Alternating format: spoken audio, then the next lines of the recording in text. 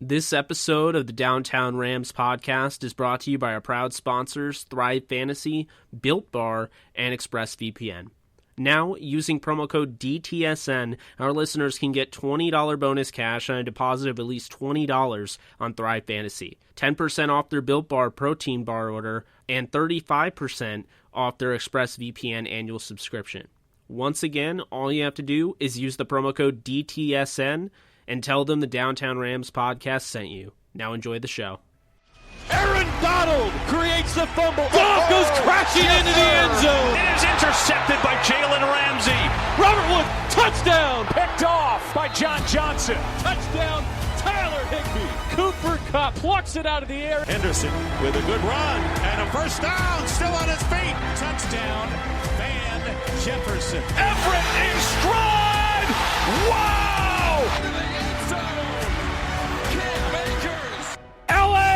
Play for the Lombardi. Hi guys, welcome back to Downtown Rams. As always, I'm Alexis Kraft, joined here with my co-host Jake Ellenbogen, and I'm coming to you guys today from a darkened room. It's past midnight my time. I am sitting in the dark as I always am, just thinking about Rams football. And the Rams are going to take on the 49ers in Los Angeles today, technically, at 1:05 p.m. Pacific time. And Jake, this game is important. It's a divisional game. We're going up against the 49ers, who have had their problems this season. They've had injuries, but they've also got a lot of people back. So real quick overview, what should we expect out of this game? Yeah, so, you should expect, this is a rivalry game. So, it can go either way. It could be a close game or it can be a blowout. It's going up against, a 7-3 football team and versus, 4-6 football team. So, it could go either way. I think the 49ers are a team. Obviously, they won the first matchup in San Francisco. This is in Los Angeles. The Rams have not lost at SoFi Stadium. But, you do have to keep in mind that they did lose the last time. It's a little bit of a different roster look. You don't have Jimmy Garoppolo under center for the 49ers, and you don't have, George Kittle, who is their superstar tight end. So it's a little different there, and they do have, some guys that are they're very banged up. Jaquiski Tart is out, Jonathan Cyprian's out, Jordan Willis because of COVID, Solomon Thomas and Nick Bosa, as we know, are out for the year, Ronald Blair, Weston Richburg, DJ Jones, D Ford, Jawan Jennings, Brandon Ayuk has COVID. As I mentioned, Garoppolo and Jalen Hurts out for the year. So, there's a lot of guys that are hurt and, or that have COVID. JaMychal Hasty, another one. So, I think just going into this game, you have to imagine the Rams are 100% the favorites in this one. The way they're playing, collectively over the last 2 weeks against Russ Wilson and Tom Brady's teams, Jared Goff has actually outplayed both of them. So, the offense is starting to turn a corner a little bit, which I am, very interested to see moving forward. And, the defense is arguably the best in the NFL. So Nick Mullins and or CJ Beathard are going to have a rough time throwing on this secondary and then running the football. They did get Raheem Mostert back, which I think will be interesting. As well as they have Tevin Coleman, Jerick McKinnon, Jeffrey Wilson Jr. So that will be interesting. They do have their running backs somewhat healthy, except for Hasty.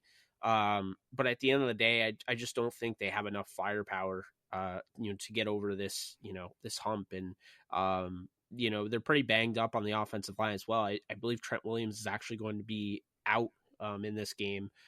So that will be a huge loss.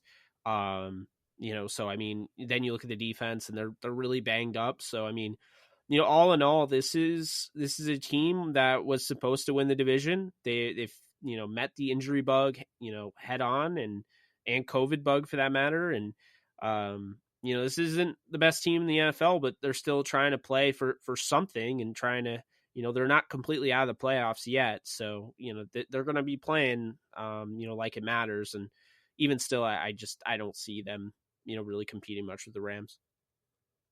Yeah, I agree. I think that this is a game that the Rams should win, considering the way that they've been playing and the talent in our roster. However, as we know, you have to play the game and you have to not make little mistakes and play well and all that good stuff. But I think what's interesting to me, what I'm going to be watching for going into this game is Jared Goff. I want to see how Jared Goff plays because, he played relatively well in the last game against the Buccaneers.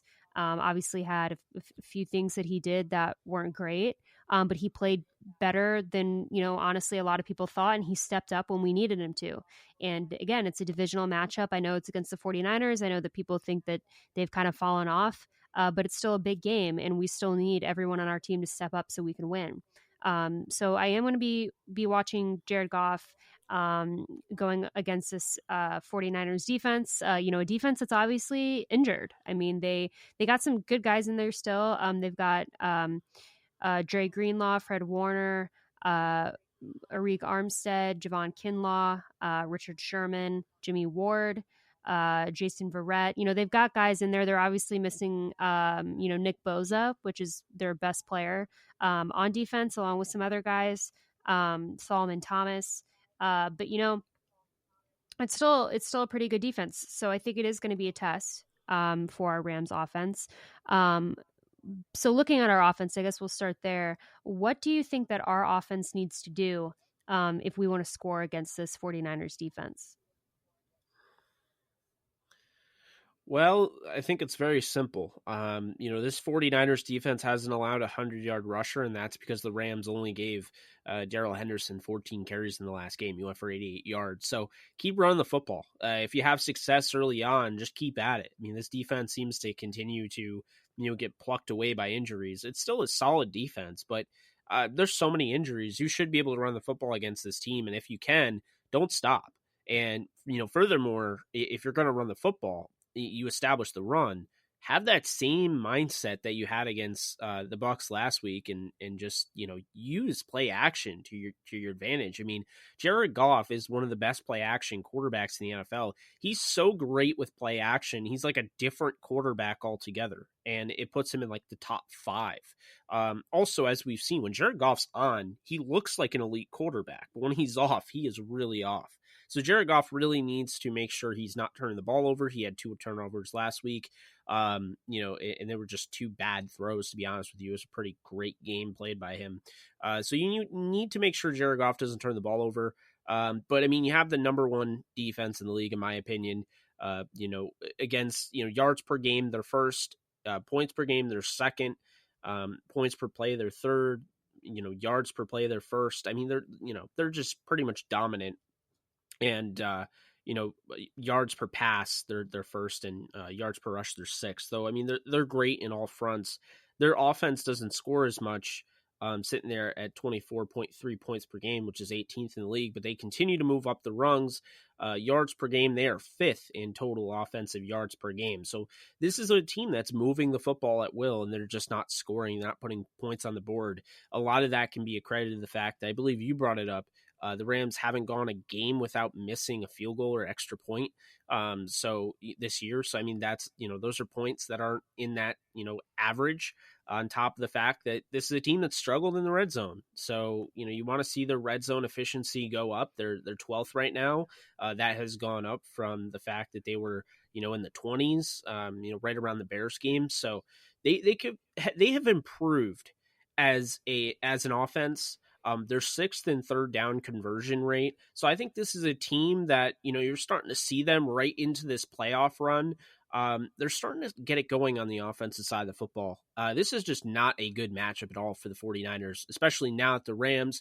They finally, I believe 5 times they traveled to the East Coast this year. They are finally on the West Coast to stay. That is a thing to remember, because they're going to be playing at home in LA. And really, the furthest they're going to travel the rest of the year as they make a run to not only win the division, but the conference itself, the furthest they're going to travel, Seattle and Arizona. So the Rams are feeling good, you have to imagine. And also with the Jared Goff, Deebo Samuel little rivalry that went on, don't think that they have overlooked this game. Jared Goff or Aaron Donald? Oh, Aaron Donald. Why I say Jared? Yeah. Thank God you're there. I mean, it's like Yeah. 1:30 in the morning here, so. Yeah. Well, and real quick, so I want to talk about the offensive line next, but first I want to mention something, and this is just an idea that I thought of, and I know Rams fans are going to come for my head for even suggesting this. But the 49ers currently have nowhere to play in San Francisco. But isn't there a Coliseum that's open right now in LA? Oh my God, you just got. I mean, people are I going to be at your know, door with guys. pitchforks and I fire. know, but like I'm just like saying, because I'm just trying to think, is there anywhere else in California that they can go? They could play at the Edward Jones Dome in St. Louis, Missouri. They could do that. They're more than welcome to come to the Edward Jones Dome. But I'm just thinking like traveling wise, because their practice facilities are open. I think in San Francisco area, but I'm just saying that there's places that they can play because San Francisco is basically not going to let them play. They could play at UCLA. Yeah, I mean anywhere in LA. I'm Just the not the fact. Coliseum. Okay, fine, not the Coliseum. I'm defending it for you guys. They can go play at like California Baptist. I don't care. I'm just throwing out suggestions because that is a real thing. If you had not heard that until now, the 49ers, as of right now, San Francisco is not allowing them to play due to COVID. So we'll see how that goes and how everything plays out. But back to the offensive line, I do want to talk about your guy Noteboom at left tackle, Joseph Noteboom. And I want to give credit because he definitely, I think, impressed a lot of people against the Buccaneers. Yeah, he definitely did. I didn't think he was going to be as good as he looked. I like him long term. I've said it, pretty much since the Rams drafted him. That was my guy that I said would be a bookend left tackle of the future. Look, you don't win the war in one go at it, right? We don't know right off the bat if Noteboom is the guy after one start at left tackle. But what we do know is that he looked very, very good as a pass protector, very comfortable, looked great in his pass sets against one of the better and underrated now. He used to be overrated, but now I'd say he's underrated as a pass rusher in Jason Pierre-Paul. So, he looked really good in his pass sets there. I thought, just displayed a great anchor, a very comfortable. My one concern was him in the run department, but here's the thing. If you're worried about it more than I am, you have to keep in mind that the Rams are going up against the number one run defense in football, and it's not close. So, I mean, he will get better. And that's the thing. He's also coming off injury. I mean, this is his second game, and it really wasn't even a full game the first game. So, I think at the end of the day, Noteboom gave you everything you wanted as a fan, as a personnel contributor, as a teammate. I mean, Noteboom went out there and filled the void for Andrew Whitworth. And at the end of the day, when PFF graded, I'm not saying, Pro Football Focus is the Bible, but Pro Football Focus gave him the best grade of any tackle in the league that week. So, I mean, that has to count for something. And it wasn't an easy matchup by any stretch. And this offensive line, which I've already seen 49er publications out there saying that this offensive line is bad and they've been shuffling around. So, clearly someone's not watching the film. I think Noteboom, if that was their biggest weakness, I don't know what is now. I mean, it would have to be the kicker, even though, he missed a field goal last week, but I mean, he also won the game for the Rams. So, I mean, if the kicker's your biggest weakness, then big yikes for everyone around the league. Yeah. And, I think that our offensive line is going to, I don't want to say they're going to get a break against the 49ers defense, which is injured, but, I would say that the offensive line might a little bit because up front, they're missing two of their starters in Boza and Thomas. So I think that's also something to be grateful for going against the 49ers. But now I want to talk about the defense because the defense was our saving grace. It basically has been our saving grace all season. Like you said, arguably the best defense in the league. I think that we have one of the best defensive coordinators in the league. Going up against this 49ers offense that quite frankly is pretty injured. This offense is pretty injured. They're missing their starting quarterback. They're missing a couple key guys, but they are getting a key guy back, supposedly. As of now, Raheem Mostert is going to be playing against the Rams tomorrow. But I do think that that's kind of like a question mark. I think they might be evaluating him before the game, but as of now, they are planning on the fact that he's going to be playing.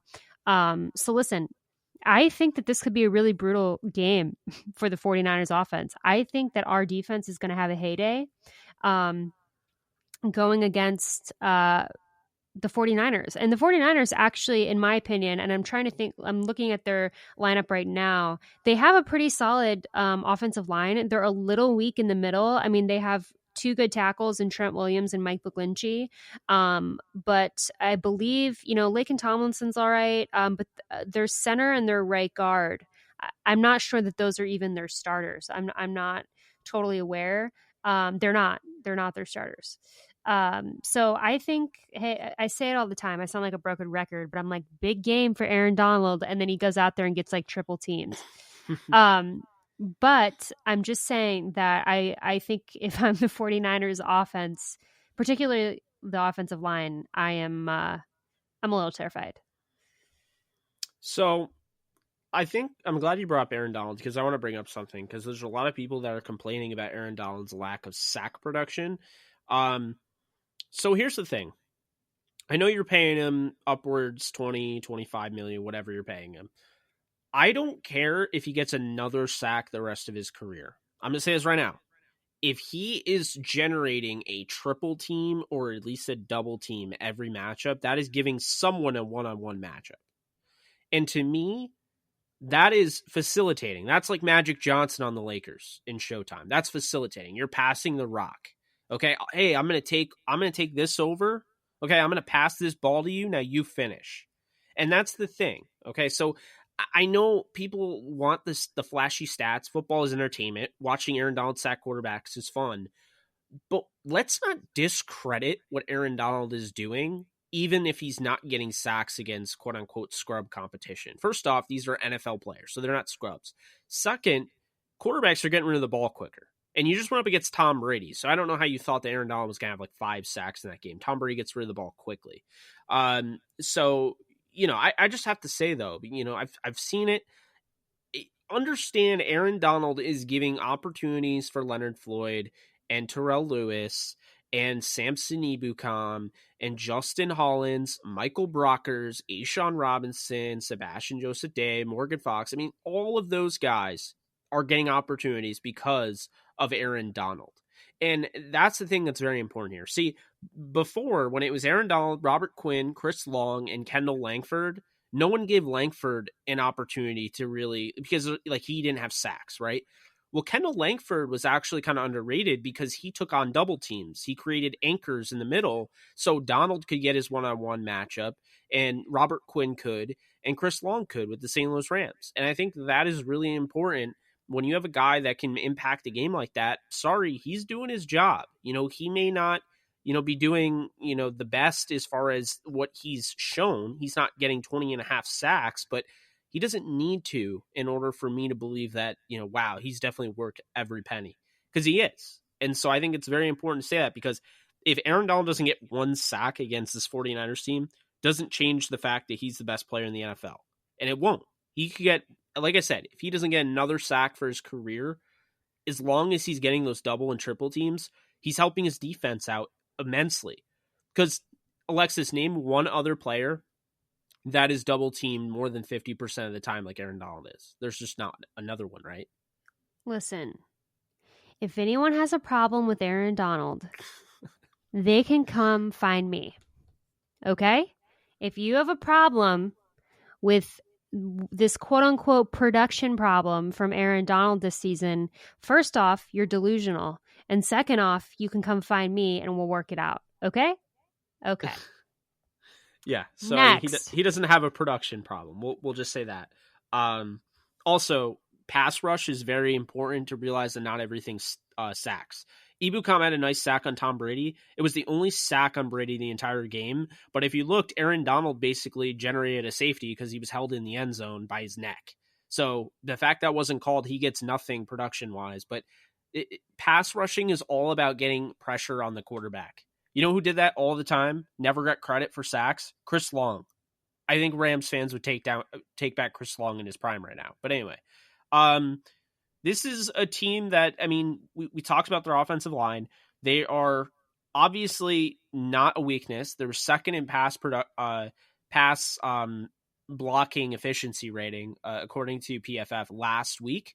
That didn't change. They didn't move down after a fantastic game out of Joe Noteboom. But I mean, altogether, this is a collective unit. The 49ers, they have talent, but you're going to have to pressure Jared Goff. You're going to have to get him to make, bad decisions. I do think the only time Jared Goff really gets in his head and really can start getting out of a rhythm is when it's like there's too much going on with the audibles. I think there's just too much for Jared Goff to process.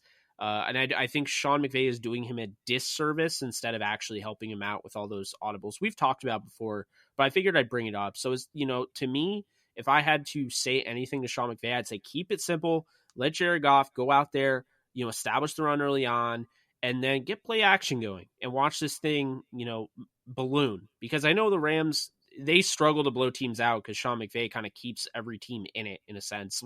They'll control leads, but they don't finish teams. My challenge for the Rams in this game, go for the jugular. End this game early on. I don't want to be, sweating out a game against the 49ers who are playing for pride at this point and barely a playoff position. Yeah, no, I agree. I agree with all that. And it wouldn't be a Downtown Rams podcast episode if I didn't bring up the kicking situation. And I'll keep it brief. Jake, what were your thoughts on Matt Gay? Yeah, I mean, I think we talked a little bit about this in the first show, and Matt Gay is somebody that I really liked last year, somebody that we mentioned on the show, and Johnny Hecker brought him up. So, he's a productive kicker. He's young. I think this is going to be their go-to guy. And look, I mean, he missed a field goal. This was his first game, thrown into this situation here. I think he's going to be the guy moving forward. And I like, the fact that he can kick a long field goal and I don't have to worry about it. I know, again, it was his first game. He missed a 40-something yarder, but he came back and he nailed the go-ahead, ended up being the game winner. So I roll with Matt Gay moving forward. I think if you're looking for a comparison, Matt Gay is probably similar. When he's at his best, he's similar to Josh Brown, who used to kick for the Rams, the St. Louis Rams. So, I mean, I think that's kind of where you're getting at. I think if everything works out, he'll be a top 10 kicker in the league, and he'll be their go-to next year moving forward. Yeah. Well, I'm excited. I mean, it is so late, both your time and my time. But we wanted to make sure that we got an episode out for you guys. Well, we got two things to cover. We have score prediction and stat prediction. God, okay. So we'll go with stat prediction. It's not that I don't want to give it, but it's just like I have a weird relationship with stat predictions right now because it's like I'm almost there when I give predictions, but then I'm like not there. Totally. So I don't really have a leg to stand on. But here's what I'm going to say. Going into this game, I think that it's going to be a game that we win, but I think per usual our defense is going to shine. I just don't think that the 49ers offense is going to be able to contain us. I think John Johnson's going to get a pick. We talked about this last episode. This is a big year for him because he's basically, unfortunately, I think, showing other teams what he's worth. And I think that John Johnson's going to get a pick. I think Jalen Ramsey's going to get a pick. It's because I feel like that's something that hasn't happened for a while. And really the reason that it hasn't happened is because no one's targeting him. I mean, quarterbacks don't even want to go near him. But, you got Mullins at quarterback. He's going to make a mistake and he might get, gutsy. And I think that Jalen Ramsey's going to get an interception as well. So I think there's going to be 2 interceptions by the defense. As far as our offense goes, I think that Jared Goff's going to throw for 3 touchdowns. I think that we're going to do better in the passing game than we are the run game. But I could be wrong. But those are my predictions. Yeah, I think the offense is the hardest thing ever to predict. I've never had a Sean McVay offense where I was like, wow, I have no idea what they're going to do. Because we've seen Jared Goff can have a game where he should have thrown 3 touchdowns and he gets 0 because he put them at the goal line. Yeah, so I have, I guess kind of going into this, I mean, Defense wise, Leonard Floyd is somebody he comes in bunches, right? Sacks come in bunches. He's had 3, he's had 2. Those are the types of games Leonard Floyd has. He either has nothing or has 2 sacks. So I think this is going to be another multi-sack game for Leonard Floyd. I don't want to be Nick Mullins. I think I don't really have a clue with a lot of things in my life right now, but I just know that I don't want to be Nick Mullins. Just like that is what I know for fact. He is going to get absolutely decimated right now. So I think Leonard Floyd's going to get a multi-sack game. I think there's going to be a multi-interception game. I can't tell you which player's going to get it. I want to say Darius Williams will grab one of them and maybe Jalen Ramsey the other, but I definitely think there'll be a multi-sack and multi-interception game. Multi-sack out of Leonard Floyd. I'm going to say Aaron Donald gets 0 sacks in this game because he just wreaks havoc and gets everybody else involved and doesn't get, the sacks going. So I'm going to say that. I'm also hoping I reverse jinx him because I'd love to see Aaron Donald drop 10 sacks to put a 1 in front of that 0 and break the record. And I'm going to say on offense, since it's like almost impossible to predict, the Rams are going to have over 440 yards of total offense. That's all I can say. I'm not going to say Jared Goff's going to throw for 5 touchdowns like I was wanting to say. I'm not going to say any of that because this offense is so unpredictable. All I know is that they average 397 per game. I think they're going to get over 450, and I think this is going to be a blowout. Yeah. My prediction is going to be Rams 35-7. So that's a blowout. And you know how, well, like you've said, both of us don't like predicting blowouts. Even saying 35-7 like sends a chill down my spine. It just doesn't sit right with me. But like I just truly think that it's going to be something like that. But we'll see. It's a divisional game, so it's always intense. There's always the rivalry, always the hatred. And that's something that I look forward to, channeling that energy going into this game. We're going to sign off now because I don't know about you, Jake, but I'm literally not awake. I think that I'm in a lucid dream right now. Oh, I thought you made your prediction. All right, folks. Go. Okay, give it. See, I'm out of it. I just said give the blowout, prediction. and you're like, see, bye-bye, go away. I thought that you said a score. Okay, I don't know anything. No, I just said blowout. Okay. She's just like, all right, you said blowout. We'll call it a wrap. But I'm in a fiery nightmare right now. Literally. I should be worried about my co-host, but this is pretty normal, so I'm okay. I'm sitting in a cave. I'm literally sitting in a darkened room right now. Like I said at the beginning, I'm like in a darkened room. I have some pretty good natural light going, so I'm good. How? All right. It's 1:30 in the morning. Because where is your natural opposites. light? But your natural light. Yes. How? It's pitch black outside. It's just happening. I can't explain it. Okay, whatever. The unexplainable is happening in upstate New York. Anyway, you know what else is going to be hard to explain? The Rams are going to win 31-13. Or 31-3. Sorry, 31-3. I didn't even want to do this, but because I felt like the last time I said they were going to win 40-something to something, so I don't remember. But they're going to win 31-3. This is going to be a defense that absolutely suffocates the 49ers the way that they've been really wanting to do for a while. They know that game is the reason they're not in first place right now, as well as, the Bills game and the Miami Dolphins game. But they know that. Aaron Donald wasn't very happy with, the way Deebo Samuel clapped back at him. This is a rivalry game. It's back in LA. This team is riding high off a huge win. And I'll be honest with you, and we talked about this in the last show. I don't think I've ever seen the Rams get that excited on a regular season game. But beating Tom Brady's team just had a different feel. And I feel like they're not going to just kind of like peak at that. I think they're only going to build off it. They have so much more that they need to do, and they could be a lot better. And so moving forward, I just really feel confident with the Rams in pretty much every game down the stretch, but this game especially. I think this game, I think the 49ers really, they had kind of an anomaly type of performance in the first game that they happened. I mean, it was only 24-16. They got Garoppolo back for, it seemed like, that game, and then he was gone. George Kittle came in and had over 100 yards, had a fantastic game, and he was gone. So it was like they put all their effort into beating the Rams that one game, and now none of them are healthy. So I just don't trust Nick Mullins against this defense, and I just don't. I know Kyle Shanahan's had a good record against Sean McVay as of late, but I'm sorry, I don't. Right now, there aren't many teams I'd pick against the Rams on the road right now. Let's put it that way.